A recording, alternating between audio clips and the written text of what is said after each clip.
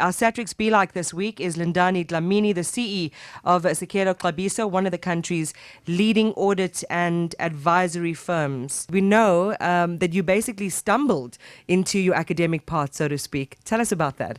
I did my computer science, I finished it. I worked for 2 years, didn't enjoy what I was doing.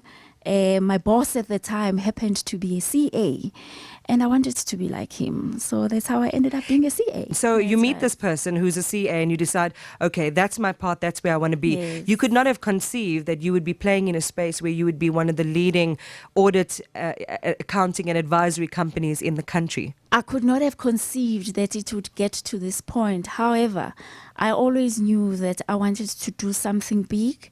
I always knew that I wanted to contribute meaningfully to the transformation of this society of ours. At that very first opportunity when it arose in 2003 for me to start a business of my own, I was prepared. I was a qualified chartered accountant. I'd been working in a big firm. I knew how to navigate in business. So when the opportunity presented itself to start a business, I could actually grab it with both hands. It was 2 young ladies, and we were very arrogant. And there were also a couple of young guys that were starting Sekela, and they came to us and they said, "Ladies, you're starting the same thing that we are starting. Why don't we just join forces?" And we said, "Just wait.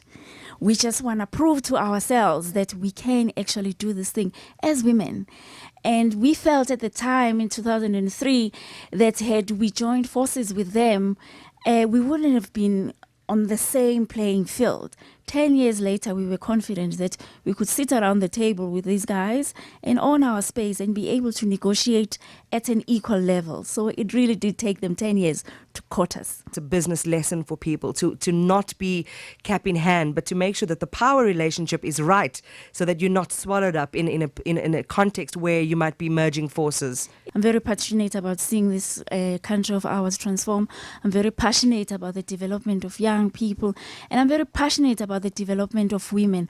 So I needed to be ready to enter into a relationship where I knew that those things that I hold very dear to me would not be compromised. You know, we're both KZN girls. You're from Umlazi, I'm from Phoenix. Have you gone back to Umlazi? I went back to my school, which was Adams College. It's very important for people like myself to go out there once we've reached a certain level in life and be that positive influence. I adopt about 10 kids from grade 10 that have potential, but without an intervention, an external intervention, they would not necessarily make it. We pay for their school fees, we pay for their mentoring, we pay for everything. It's been a fantastic success story.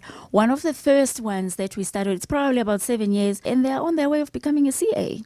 What have been some of your roadblocks? How did you overcome those? Being a black professional in South Africa is a serious challenge because you're constantly fighting to be good enough. These are the challenges that we continuously face, and we continuously face as a business as well, as a black business that is proud to be a black business, is to try and smash some of those myths. And I think we've successfully done that. You know, some of the clients that we've got on our stable are not clients that would have just hired us because we're black. It is clients that would have hired us because we know what we're doing. You mentioned 300 people. You have a footprint both in the Northwest in KZN and here in Gauteng. Annual turnover, last time I checked, and you can update the numbers if you need to, 250 million. You want to quadruple this in the next 5 years. It's enviable. And talking about the money, how did you do it? One step at a time, Iman. When we started this business, I remember our very first year's annual turnover was about 500,000.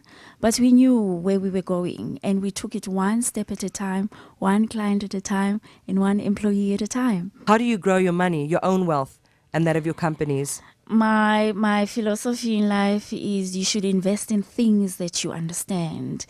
I haven't always had this philosophy. I have dabbled in things that I don't understand, and I've been bent. Did how you grew up and your parents' attitude towards money, does it still influence the decisions you make financially? When I was growing up, my parents used to make me keep 3 jars. One jar, whenever I got pocket money, the one jar was for saving.